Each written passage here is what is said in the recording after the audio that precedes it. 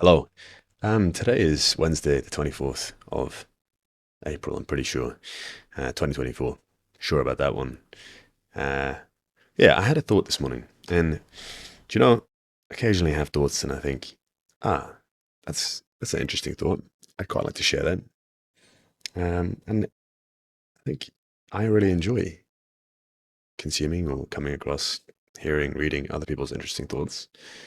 I'm very grateful for them sharing it. But then sometimes in those moments when I have those thoughts, I'm like, no one needs to hear this thought. It's not that interesting. Who do you think you are? Anyway, I'm going to share the thought. Um, I was playing the piano this morning on the way into the office.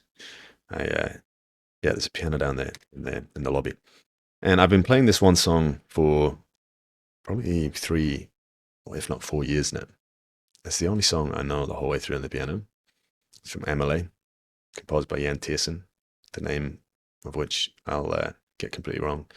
Compatine de Tutre? I don't know. You'd probably recognize it if you heard it. But here's the thing, playing one song for multiple years is a bit of a crazy person thing, I'll admit. But there's some interesting lessons in there around the complexity and depth of things. Case in point, I've been playing that one song for a long time, and I still will find myself having moments where I think, shit, there's something there that I hadn't heard before that I'd missed, either in the song itself, the way it's played, or how I play it. So yeah, kind of profound in that way. There's a few kind of Buddhist koans tucked in there. But yeah, the thought this morning was there's like a part in the right hand that I have been really trying to get down for a long time since I started to play it. And I feel like I've been getting close over the last year, but I'm still not there. And I've been focusing on it a lot, right? And this morning, I shifted my focus ever so slightly. So instead of paying attention to the way in which I could play it, I'm trying to aim to have it timed perfectly. It's kind of this repetitive pattern that I really want to get the timing down of. That kind of I've noticed, and I'm fixated on the fact that there's some degree of variance which screams at me. You know, it's a very small degree of variance. I'm not sure other people would hear it unless they were really paying attention to it. But yeah, I can hear it, and it gets to me, and I want to. Well, it doesn't get to me. I want to do better. I want to get that down. See what next thing lies beyond. But anyway, I shifted my focus a little bit today, and instead of focusing on that and how it sounded and using that feedback to try and get it right, and kind of just staying where I do, I instead shifted my focus to focusing on the thumb, the first note, and the sequence of three, and it just kind of worked. And then I played the song with that focus, and it was, I don't know, it worked. I no longer had the issue with the timing, the variance, and yeah, it got me thinking.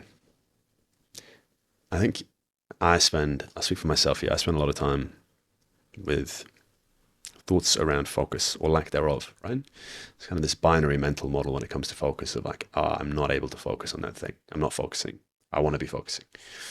But perhaps, yeah, there's a lesson here on the focus being just in the wrong place, that you're not able to, you're too fixated on something and the feedback loop there isn't serving you, isn't helping you get past it. So for me, fixating on that variance meant that that wasn't the solution. To just listen to it over and over again and try and get it better.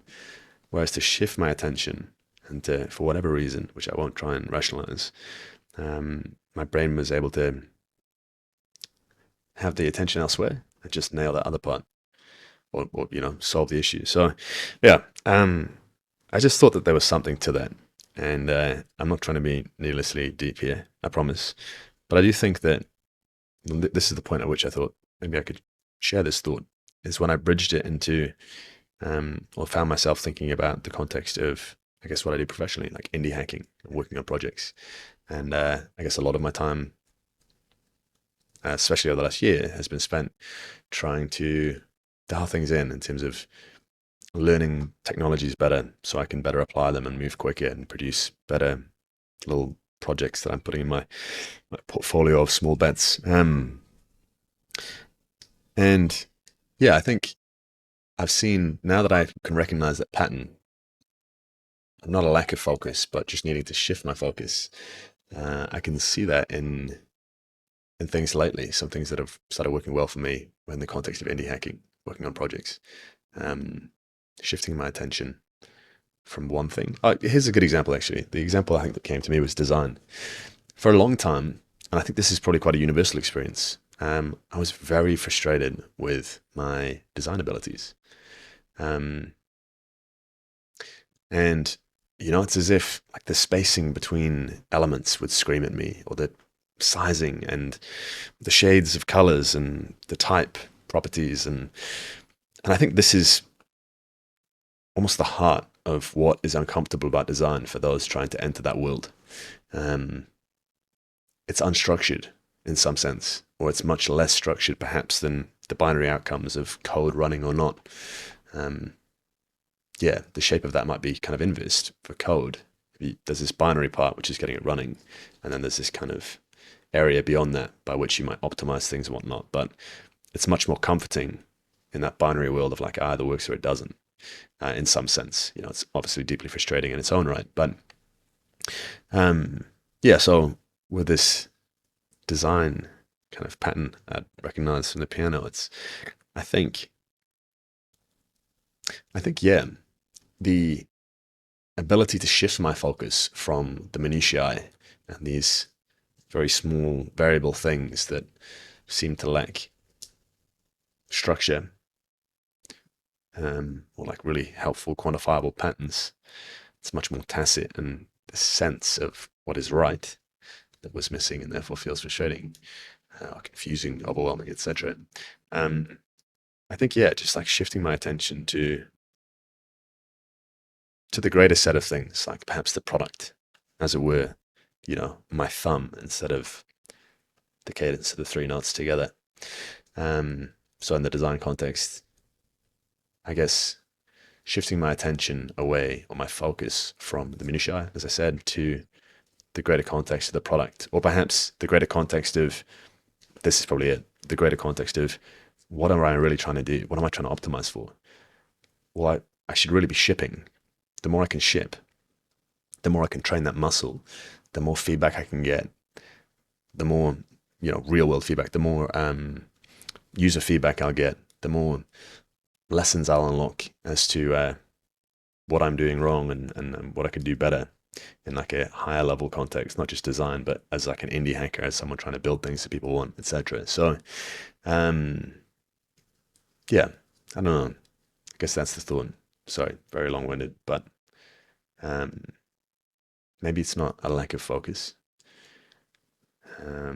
Maybe it's finding a way to shift or nudge your focus if you find yourself stuck in a cycle of wanting to improve or fix something, but not being able to do so. Um, yeah. Anyway, that's it. Uh, Thanks for tuning in. If you've listened to that ramble, I'd love to hear what you think. Not to boost the algorithm with a comment so this gets more views. I don't think this is going to get many views, but I'd genuinely just, if you've watched this the whole way through, thank you, and I'd love to hear if you have any thoughts. No pressure though. That's okay. But if you relate to any of this, or I've noticed something similar in your life, that'd be fascinating to talk about. So please do so if you feel inclined. Okay. Thank you. Take it easy.